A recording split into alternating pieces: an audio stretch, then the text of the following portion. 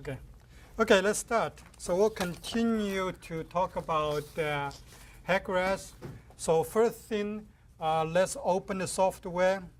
Okay, go to All Programs, HEC, then Hec-Ras 5.01. So we did a part of the practice for the chapter 4 example application. So let's open the project which you saved, okay? And this could be the same situation for the computer part exam. So I will give you incomplete project. So first you need to figure out open the existing project. So let's on the file, open the project. So I think for me, I save in the H drive in the CE551, and that's the one. Okay, if you save it in your USB and then find our USB drive and open that project, okay, by click on. Okay, so we mentioned that on the edit, and the first thing is geometry data, okay? And so basically, in order to complete a Hec-Ras project, so you have to do certain thing on the geometry data.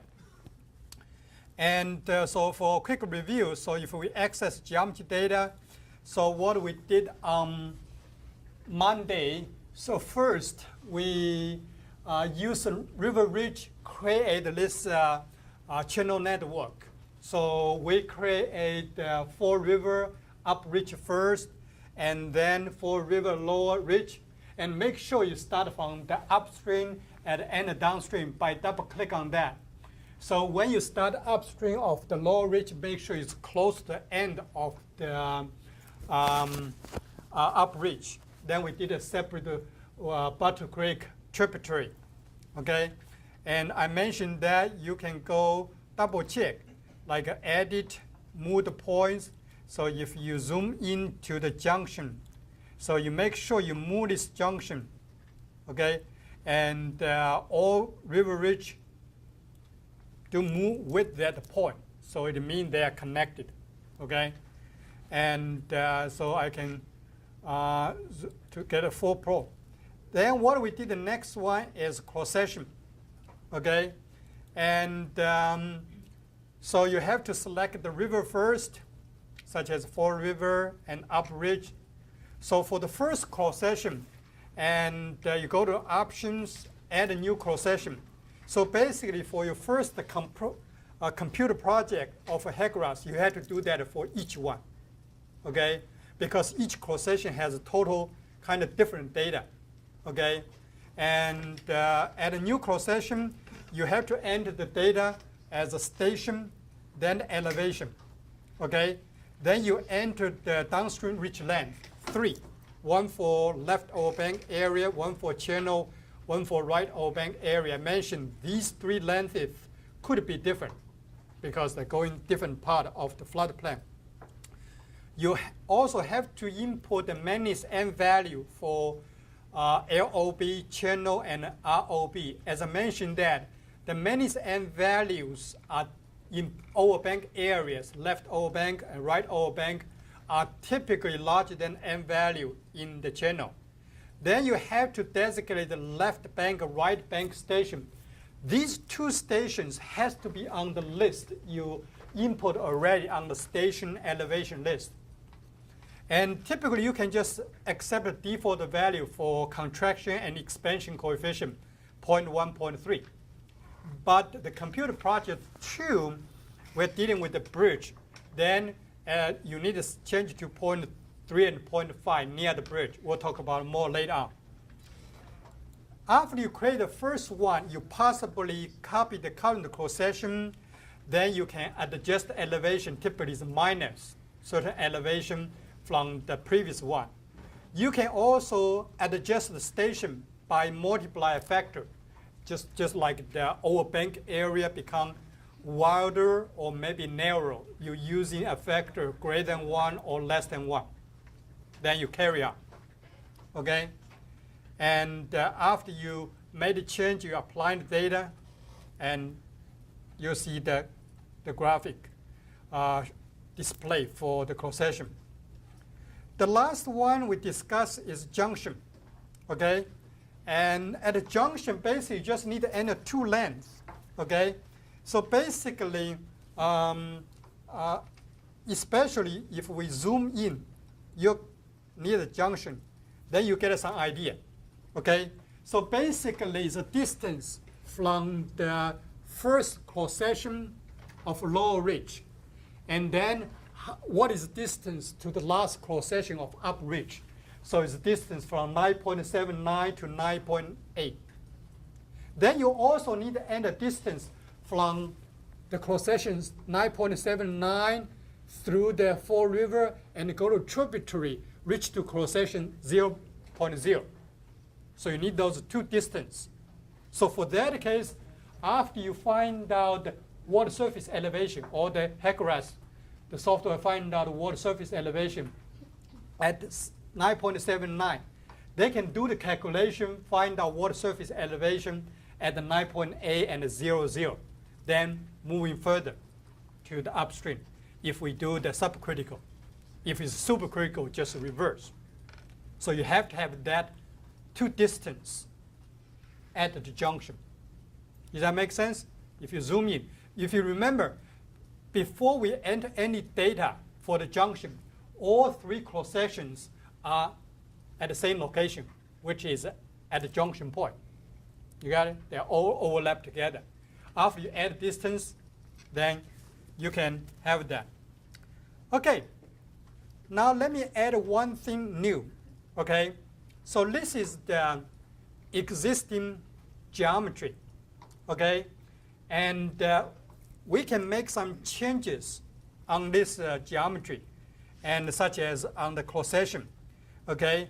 And for Fall River, and you have cross-section 10, 9.9, and 9.8. Okay, let me just add a new cross-section, okay? And let me go say copy the current cross-section.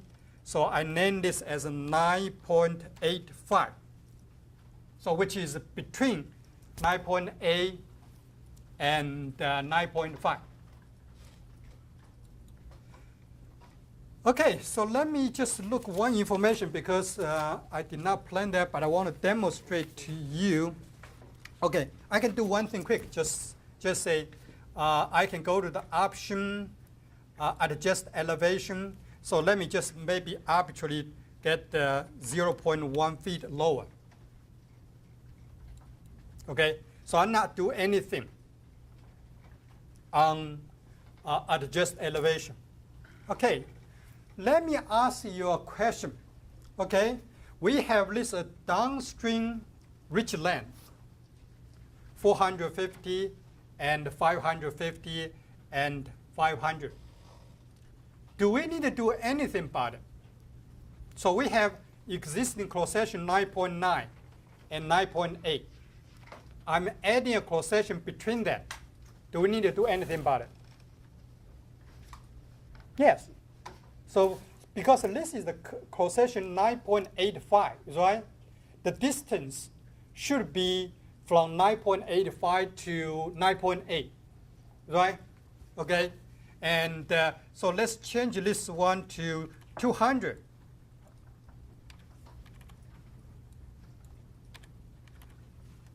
Then we apply the data. Okay, let me ask you next question. Do you think we should do anything for the cross-section 9.9? Why? Why not?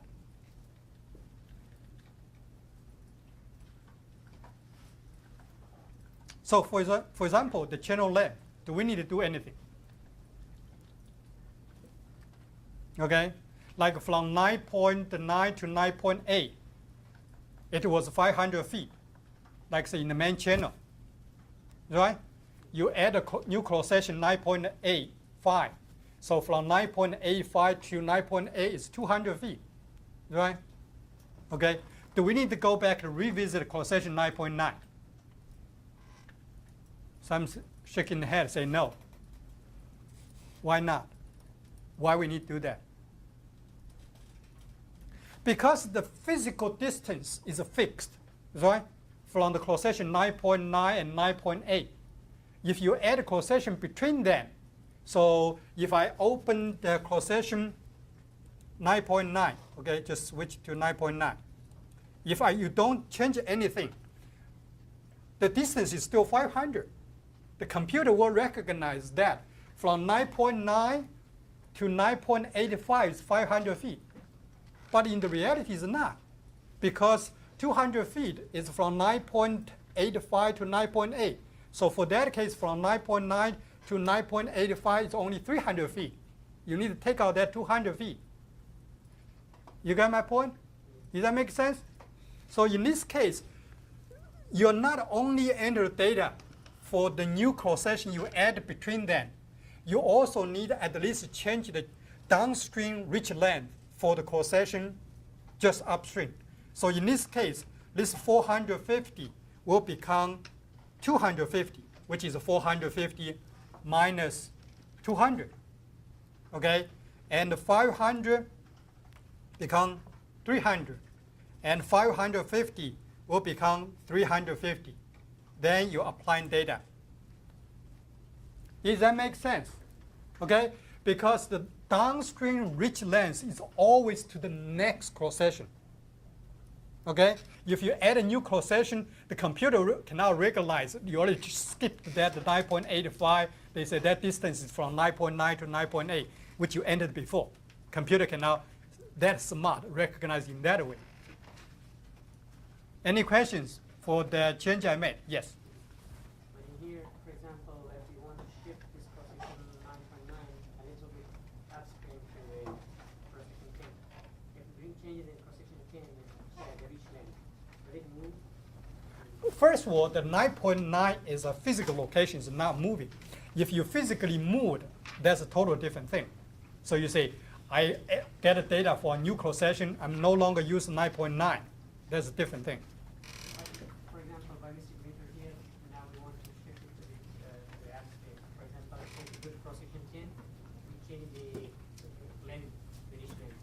Whether cross-section 9 will move or no? Yeah, the 9 will move too. Okay, so you say by mistake you type the length from 10 to 9.9 wrong. So for that case, if you update that, that distance will be updated. Okay, okay. So let's close that. Okay, the next thing which I want to do is you want to save this new geometry data into a different file. So you go to the file and save the geometry data as, okay, and you say existing geometry, you can put a dash, one more cross-section.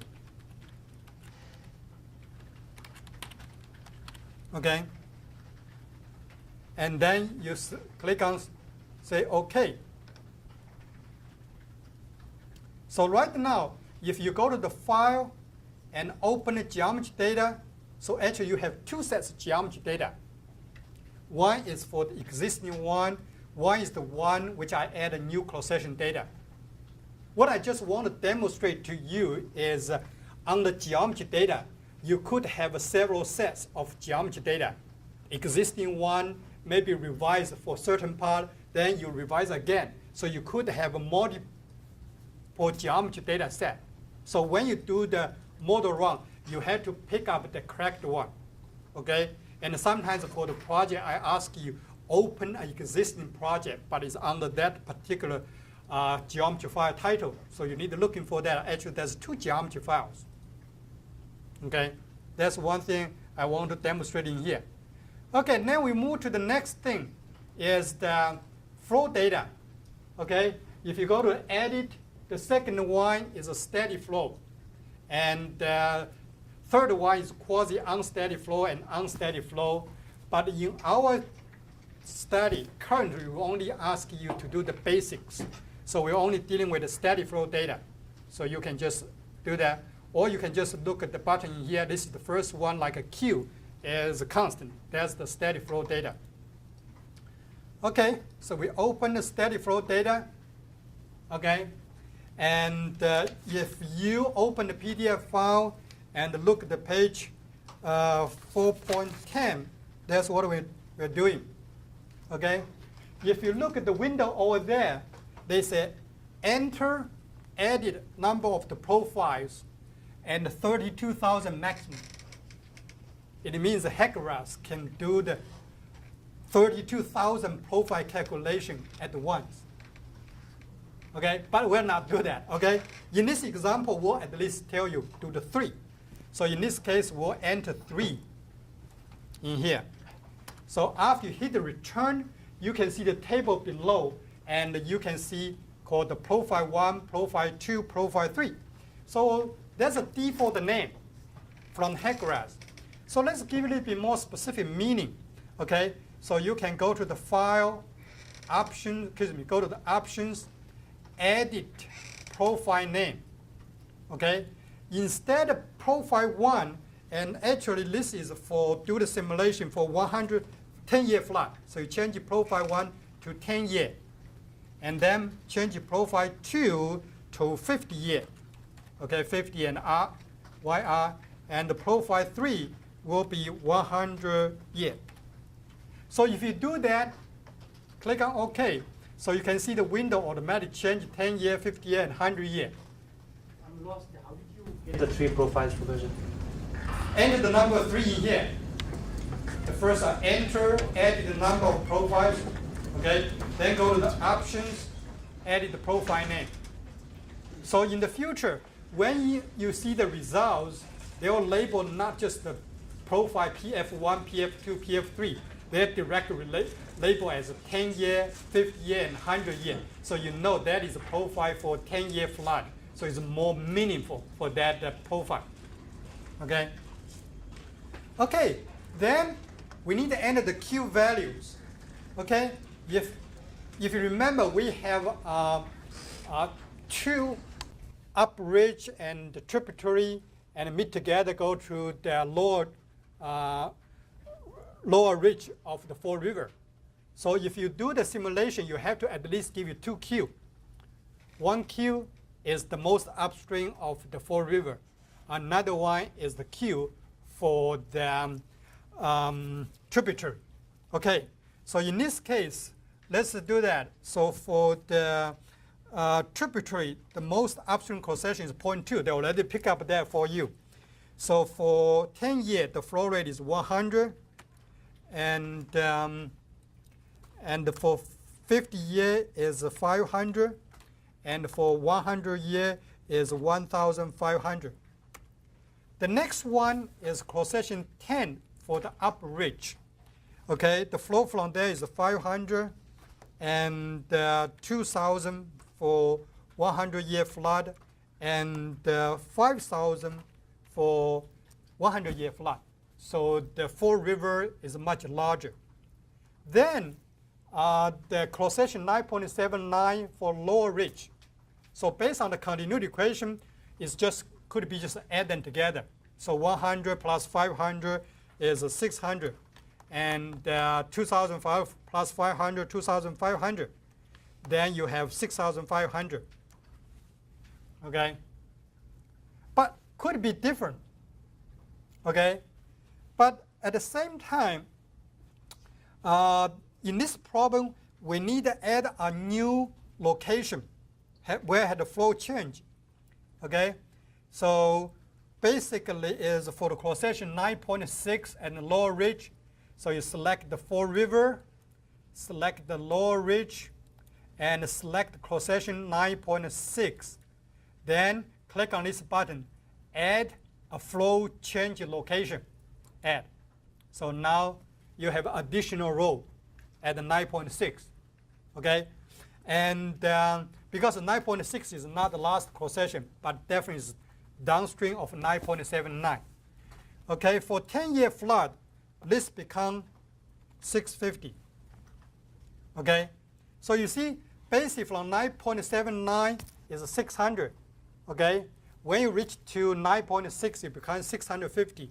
So it means that between the 9.6 or the cross section just upstream, I think it's 9.7, there's some additional 50 CFS add in through a tributary.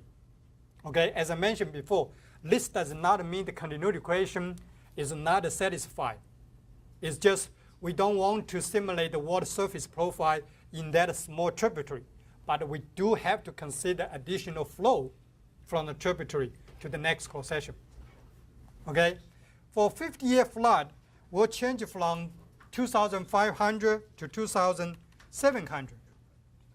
Okay, and from 6,500 to 7,000. Okay, then you can apply the data. Okay, so we specify the flow rates for the project. The next thing which we have to do is specify the boundary condition. Okay, you can see in here, rich boundary conditions. So click on that button, so you get a new window. I think for this window, I cannot enlarge it. Okay, you have the first option is set the boundary for all the profiles, or set the boundary for one profile at a time. Okay, so you see if I click on this one, so you have set the profile for 10-year, 50-year, and 100-year different profiles separately. But in this case, we can set just for all the profiles. Okay. Okay. First one, and you understand that we discussed in the class. If we do the subcritical flow profile calculation, where is the boundary condition should be? Downstream, right? If it's a supercritical, upstream. If it's a mixed flow, both upstream and downstream. Okay, so such as for this Y-shaped cross-section, Y-shaped channel network, if we do the downstream, and we'll do most downstream one. Okay, so for this example, as the most downstream one, actually they already have some connection, such as from tributary to the lower ridge, and the downstream is the junction. They automatically connect to the next part. Okay, so before we are applying the boundary condition, you have to select the location, such as I click on this cell. This cell is what? Is the Fall River lower ridge at the downstream. That is the most downstream location. Then you can select the possible boundary condition. So what do we have? We have 4 options in here. The first one, non-WS, which is the given water surface elevation. The second one, critical depths. The third one, normal depths. The fourth one is rating curve. Okay. So let's select the critical depths. If I click on the critical depths, so you can see that cell is filled the critical depths. The software does not ask me to enter additional data. Why? So basically, Hec-Ras will calculate the Hec-Ras for you directly. So we do the 3 profile calculation. We know at the last cross-section, the flow rate. If you have a channel geometry, internally the Hec-Ras will calculate critical depths for you. Okay, so you don't have to manually calculate the critical depths at a different flow rate and manually input. Does that make sense? Okay, so what about we select the normal depths? If we click on the normal depths, okay, they pump a small window. They say, enter the downstream slope for normal depths computation for the ridge, lower ridge for all the profile. Okay, so in this case, you have to enter slope 0.0004. Because for normal depth calculation, if you know the flow rate, if you know the geometry, you also have to know the energy slope in order to compute the normal depths by the Hec-Ras. Okay, and for the known water surface, if you click on that, they'll pump a window, show you 3 flow rates for our 3 profile calculation, and then you can enter the number at flow rate 650 CFS what is the water surface elevation at that point. You can type a number. They say 67.6, whatever. Type of whatever the number you want. So such as for the computer projects, so they may give you these numbers. You enter in here. Does that make sense? So, Excuse me, how did you get that again? so you at least you highlight a cell, you click on a known water surface elevation, so you get a new window to enter that those numbers. Okay? So in this case, if it's a project you will work on or the computer exam, I'll give you these numbers. Then you enter them. Okay? The last one is highlighted cell. You click on reading curve. Okay? Then they give me the warning. Entering a reading curve will override the boundary type for all the profile on this ridge. Do you want to do this? I say yes. Okay, I just want to show you. Then you got a window, which is a table. So the first column is what? Stage. The second column is a flow.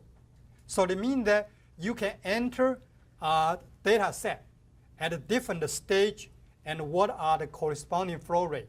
The stage essentially is water surface elevation. Okay? So for that case, the Hec-Ras will use this rating curve to find out corresponding stage at whatever the flow rate you plan to simulate. You got it? So these are the 4 options. Okay? Again, before you sign the boundary condition, you have to select the right cell. So if you do the supercritical, I have to select the Fall River up-ridge upstream. I also have to select the Butter Creek tributary upstream because it's like a Y shape, is right? You have to have the boundary condition in both upstream. They can do the calculation, traverse downstream, reach to the junction, then find out the water depth at the first cross section at the lower ridge, then moving down, right? Because it's supercritical from upstream to downstream. But for a subcritical flow, and we just need to enter one location, most downstream. They'll automatically do the calculation from upstream to downstream and so on. Does that make sense? Okay? And so right now, we have the normal depth 0.004 as a slope. Then click on OK. So, so go to the file and save the flow data. And so in here, you can enter title. Okay. And they just say it's a 10, 2, and 1% chance events. Okay, what is a 10, 2, 1% chance of event? That's the same as like we talk about a 10-year, 50-year, and 100-year flood. Because 1 divided by return period give you the percentage chance of a probability of the flood event. Okay, so this is 10%, 2%, 1% is corresponding to 10-year, 50-year, and 100-year flood. Then click on OK. Okay, then we can exit that. So right now, if you look at the main menu, we have the project, we have geometry data, okay, and actually in this case I want to switch. Let's go to geometry data. Let me open the geometry data just for existing, because I add one cross section is just purely for demonstration. I really want to do for this existing, okay. So I go back to the geometry, go to the file, open the geometry data and existing, okay. Then this is shown as a existing. Okay, now we're ready to do the simulation. We have the geometry data, we have the flow data, Qs, we have the boundary condition. So we're ready to do the simulation.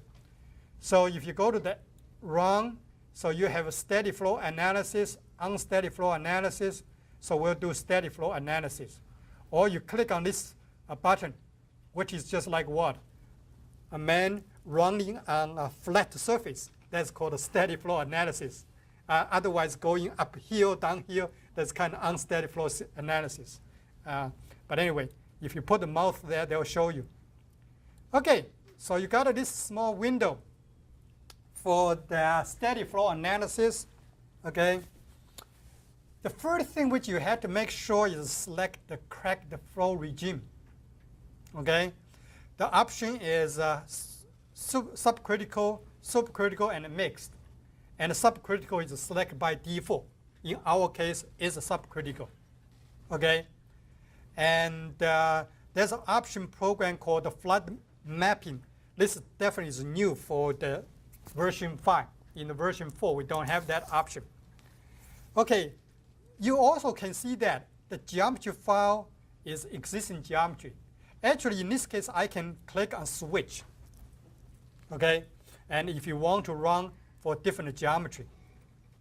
Okay, and for steady flow, if you click on that, we don't have choice because we only have one flow data file. If you have two, you can have two. So if you have two geometry, two flow files, 2 by 2, 4, you can make a maximum 4 runs with 2 geometry file and 2 flow file. Does that make sense? Okay? And then you can just click on compute. Okay? Then the program runs and show the information. Okay? And the computation task, okay, they have hour, minute, second. So there they say it's less than 1 second. They'll not show you the detail over there. Okay. And so they all show the tasks like the writing the geometry, computing the bank line, and the bank line generated for 65 ms, and so on. Okay. Mine looks different than that. We got an arrow. You got arrows.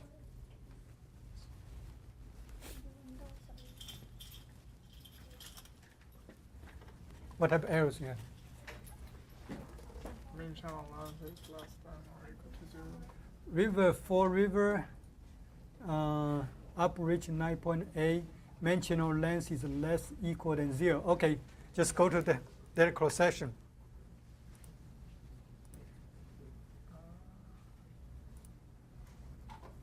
Is 9.8? I think it's this one. Oh, okay. So somehow you accidentally add a cross section, which is without any data. So just go delete that cross section. How to do it? You go to the, I think, files. Okay. So he has the issues on the geometry. So the geometry, and if you open cross section, and I think in the options, you can delete cross section. Okay. And any other issues? I got different value with you. You got 65, I got 63 and 1. Okay, these we need to go back to check. Maybe somewhere when you enter the data, maybe you didn't do it exact way somehow. Those has to be go back, check in detail. Any other questions? Okay.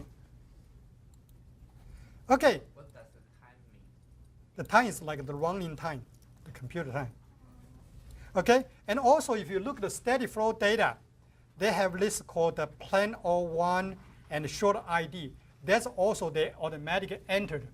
Okay, and if you don't want the computer automatically enter that, you can change that. Okay, a short ID and which you can recognize for this particular run. You did something different. Okay, let's examine a little bit more detail. Okay, okay. Let me just look at the results first. So in here is view the cross section. Okay, so you have the cross section data, show you the simulation results. Okay, so in here definitely you can select the river and ridge and cross section. Okay, so now you see the results, but you only see one profile date result, is right, for 10 years. So how can you activate that? So you can go to the options, go to the profiles, so you can add the 50-year, 100-year, and click on OK. So now they show you the results for both 10-year, 50-year, and 100-year. Okay, that's for the graphic. And also, if you look at the legend, they give you what? EG 100. So EG is what? Is the energy grid line. And then WS, that's water surface elevation. Okay, and So what about, say, I want to show the critical depth in here. So you can go to the options and select the variables, okay? And actually, if you look, the critical depth was checked. Why the software does not show me the critical depth at this cross-section?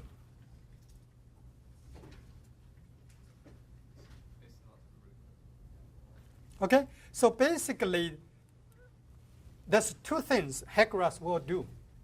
Okay, at the boundary, Hec-Ras will always calculate the critical depth to check whether the information is consistent what you entered.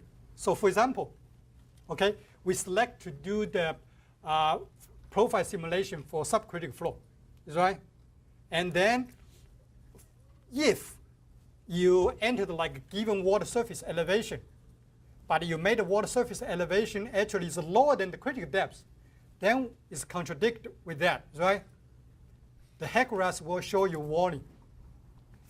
But the Hec-Ras will continue to do the simulation. What they will do, they'll take the critical depth as the input and then do the simulation.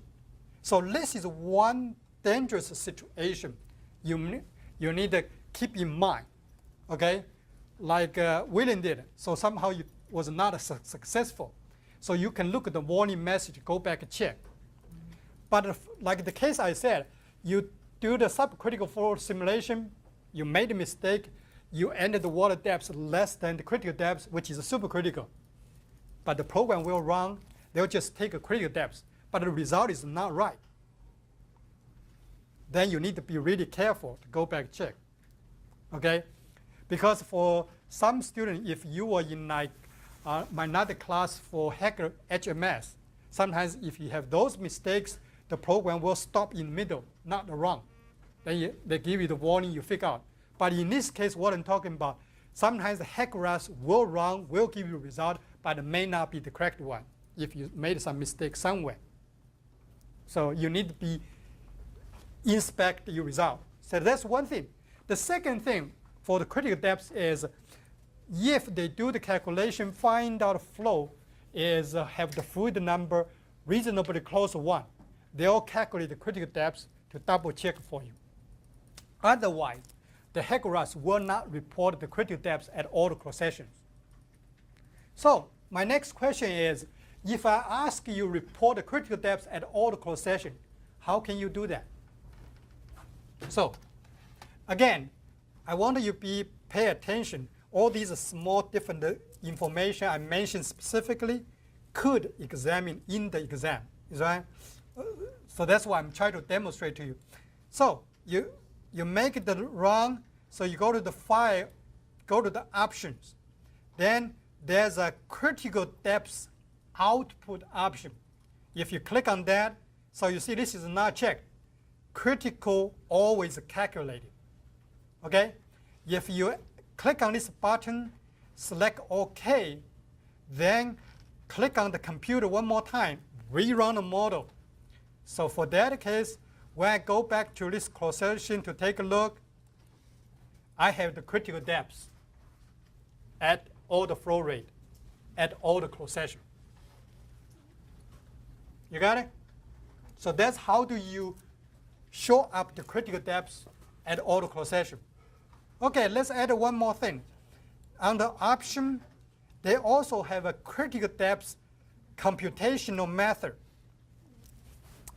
And the default one is a parabolic method, fast method, okay? If you recall, we discussed like the specific energy diagram in this shape, is right? And the critical depth occurs at the minimum specific energy. The same thing specific momentum diagram.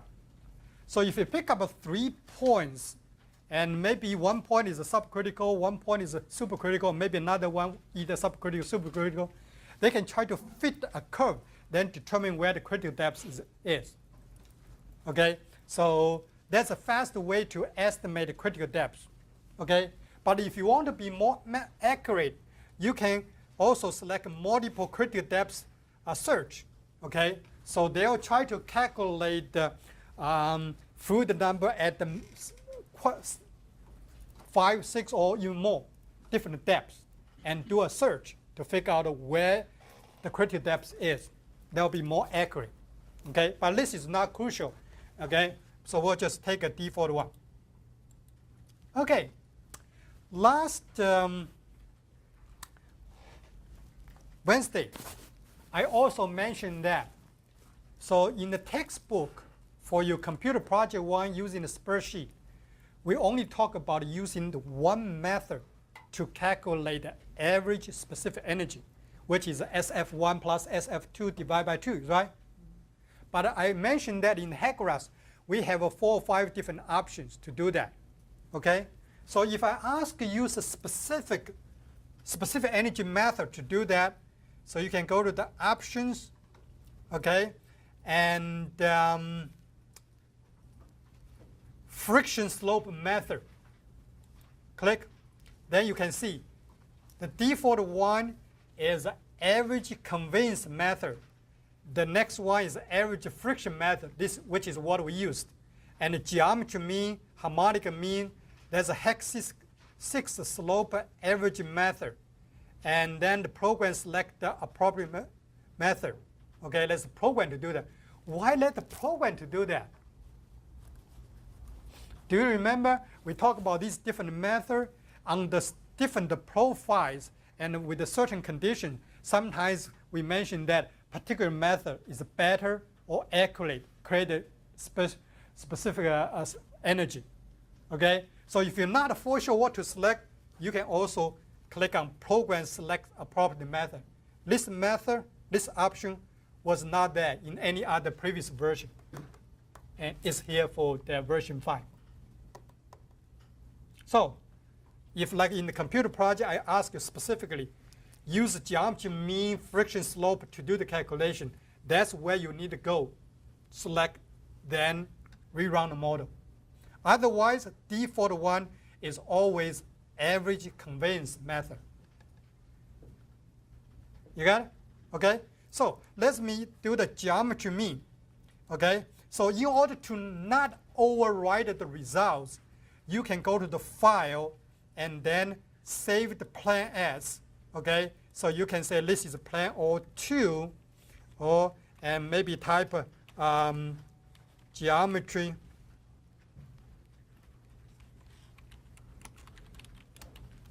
mean. Okay? Then okay. And enter the plan as plan 2. Then you compute. Okay? So in this case, so let me show you another result. View the profile. You know the profile is what? Is show you water surface elevation at a different location along the river ridge. Is right? Okay? So now we have water surface profile for 10 year, 50 year, and 100 year. Okay? Let me just go to the profile. I just want to show maybe 50 year. Okay? But I can go to the option plan. Okay? No, not the pen. Plans. Okay? I can select the plan 1 and the plan 2. And then select OK. And actually, it's hard to see. Okay? Let me active. Actually, there's 2 energy gradient line and 2 water surface elevation in here. What I try to demonstrate you is you can make 2 or 3 or multiple runs. And eventually, you can compare the results by select different plans. You got it? So when before you made a run and you change some running parameters, you can save as a different plan. And later on, when you load the result, you have to make sure it's for which plan. By default, they always load the current one, which you just simulated. But if you want to compare the previous one, you can go to options and plans and select multiple plans. they'll do the comparison for you. So that means that the Hec-Ras is real powerful and user-friendly, allow you to generate the results for comparison for you, a project. Any questions? Okay. And okay, the next one which I want to briefly mention here is a view detailed output, which is a tabular output. For our computer exam in here, we have about 20 students. I will not ask students to print out the graphs from the printer.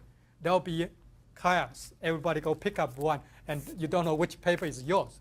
So you'll get the test paper, you will have tables. I ask you specific question.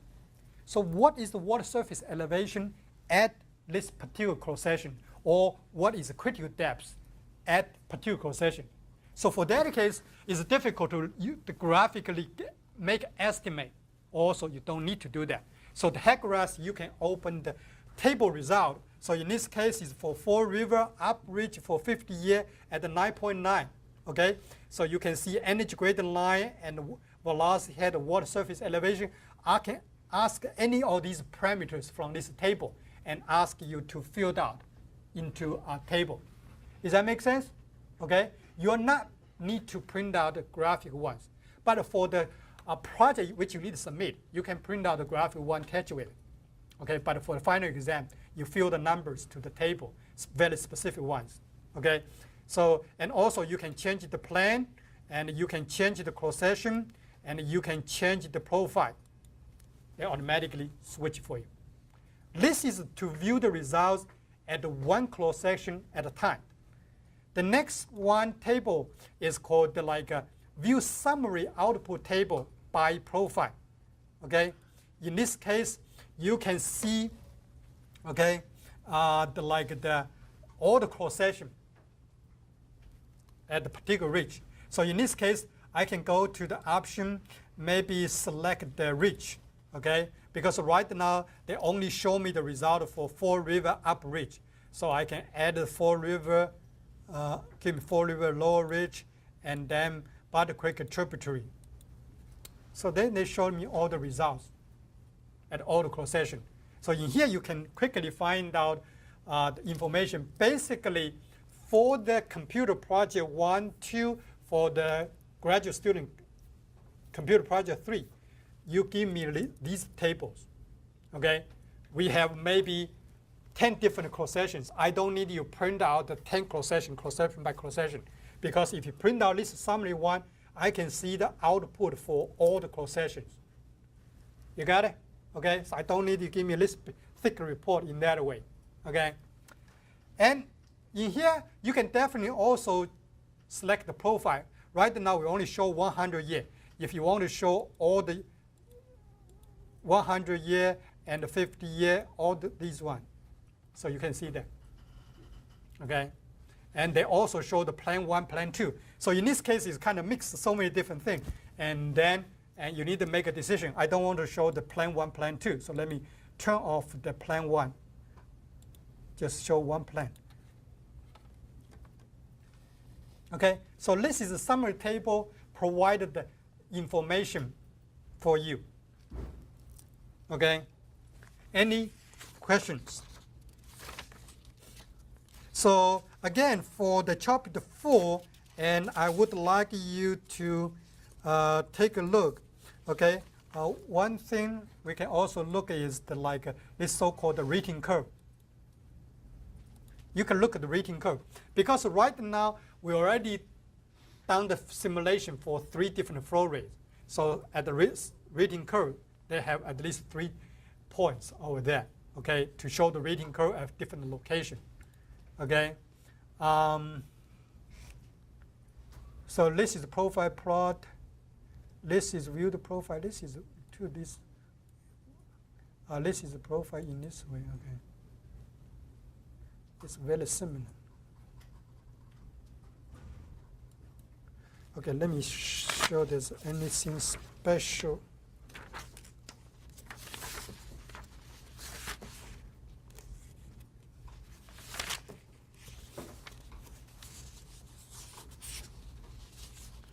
I think that's it. Okay, one more thing. So that's like the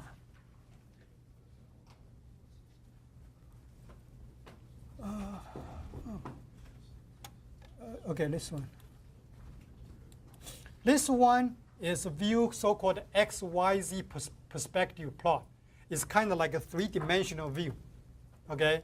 And you can change the angle to view the cross-section and the rotation, okay? So you can see where the water surface is, whether it's reached to the floodplain or not. So this is just graphically the short information, okay? So after class, you can explore more detail in that way. Any questions? Okay, so Friday we'll meet in the classroom. I send an email, and I'll be out of town, and Sudan will give a lecture. And then the Monday we have the exam. And if you have questions, send me the email, okay? But I already explained everything. Again, like if you review the chapter 4, specify very clear what type of problems you could be expected in the exam. But give me a quick question. Do you have any question for the exam?